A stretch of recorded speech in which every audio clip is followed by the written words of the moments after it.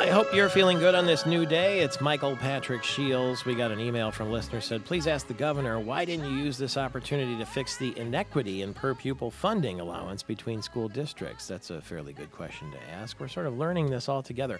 Teach us tonight is what we're saying about what goes on with teacher funding and reform of the education system here in the state of Michigan. It's Michael Patrick Shields, 33 minutes after the hour. There was a constitutional amendment that would withhold lawmakers' pay if they didn't pass a budget early that moved out of Senate reforms yesterday. I don't know. It's not going to apply this year because it sure looks like they're going to have the budget done in plenty of time. But if the budget were late, the lawmakers would be docked $196.36 per day. That would be $29,000 a day for the state, according to the Senate Fiscal Agency. But maybe not need that. Senator Stabenow, Debbie Stabenow, the U.S. Senator, has received more threats than any other member of Congress.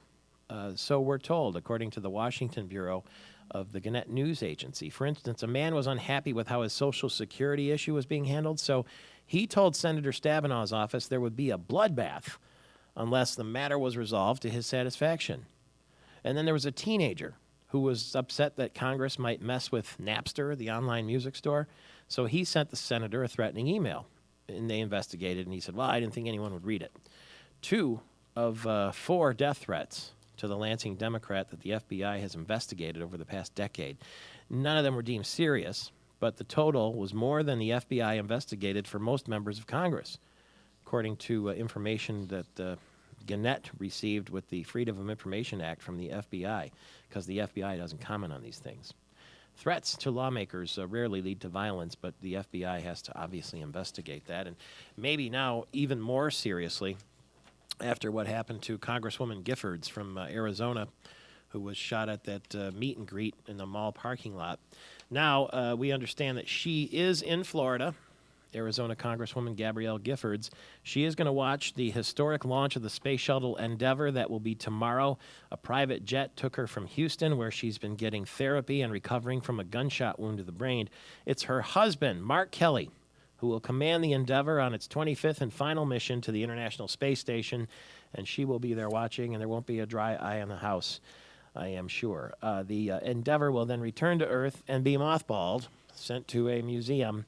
And that will be that for the Endeavour. There's one shuttle launch after this one, so we're going to say goodbye to the Space Shuttle program. And Richard Branson from the Virgin Atlantic Company is working it out where you can fly into space on a space plane. All it costs is a $200,000 ticket for you to go up in orbit if you want. And he's also developing the submarines. It was in the USA Today yesterday that go to the bottom of the ocean. So he is a real explorer. He was the first man to sail across the Atlantic with the fastest time. He went around the world in a balloon.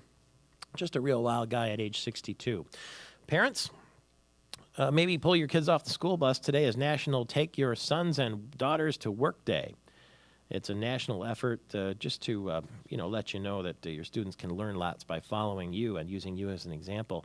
Nieces and nephews and grandchildren, by the way, are also welcome, from what we understand, at 23 before the hour right now. Michael Patrick Shields heard all across the state of Michigan. Pastor Terry Jones, as you heard Gary Austin say, is going to be protesting outside the Dearborn City Hall tomorrow. Not sure that's going to get as much attention as protesting outside a mosque. The smoking ban is 1 year old in Michigan. 1 year ago, we banned smoking in workplaces and bars and bowling alleys and the like. The that has apparently hurt business. Drained about $50 million from the state's budget. How? In lost cigarette taxes and Michigan lottery Keno sales, if you can believe that. Health benefits, difficult to quantify. They know that lowered exposure to secondhand smoke is going to decrease illnesses like cancer and asthma and diabetes and heart disease, but they're not going to be able to measure that until, we see a few years at least and see how it all shakes out. Secondhand smoke, 40 bar employees in 14 counties had lower levels of secondhand smoke and fewer complaints about coughing and allergy systems, according to the Michigan Department of Community Health. Liquor sales now have fallen 4%. And more people are working in bars now, though. So compliance is very high for the most part with the smoking ban. There are some exceptions, of course. We heard last week about a judge who refused to implement a fine on a bar in the Detroit area because he decided he didn't want to comply, and the judge said, well, okay, well, we don't have to fine you, but we'll see where it goes from there. Smoking ban is 1 year old. Joel Ferguson is turning down a $220,000 job with Greektown Casino in order to stay as a trustee at Michigan State University. He's an elected trustee there. And he said, quote, I think it would be hard to look my grandkids in the eye if I chose money over where I think I'm needed, especially at this time. He's been elected to the MSU board 3 times, most recently in 2004, and his term expires at the end of 2012. And so it looks like he will run for re-election with Michigan State. He says with budget issues and higher education getting less than it used to, the last thing we need is for those of us who've been there a while to bail out. Because he had to choose one or the other. He couldn't work for the casino and be on the Michigan State Board of Trustees, apparently. Timothy Geithner will be in Detroit today with Sergio Marchionne. They will be touring the Jefferson North plant for Chrysler. And apparently Fiat is going to increase its stake, another 16% in the Chrysler Corporation. Paul Eisenstein, the automotive journalist, told us earlier, he thinks that's a good thing, but there will be some people who will be rankled that Chrysler was bailed out by United States taxpayer dollars and then sold to an Italian company that will own 51% stake in the company. Michael Patrick Flanagan, the state superintendent of public education, on the other end of our line. 2 minutes left in the segment.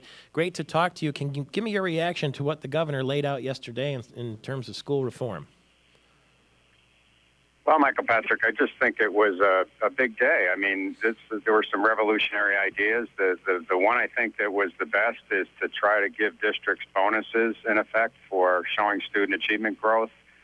That's a new way of looking at things. It's not just for seat time. It's saying kids actually have to perform and have to show proficiency. So I thought that was the best idea of them all. Aren't the districts where the students aren't performing the ones that really need the help, though? Well, that's exactly the point. I mean, if you're at a district right now, there's 238 schools in this state where 0% of the kids are proficient. Not one kid, but Jeez. They're accredited, by the way. It's one reason we're trying to change the accreditation system.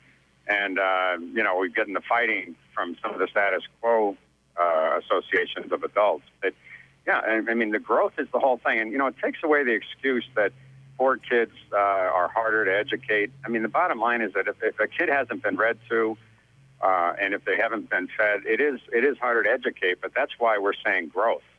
I worked with the governor on these issues, and growth everyone can get growth from a child in terms of their proficiency. A raw test score would be harder to get, but growth everyone can get. Real quickly, how do you measure growth?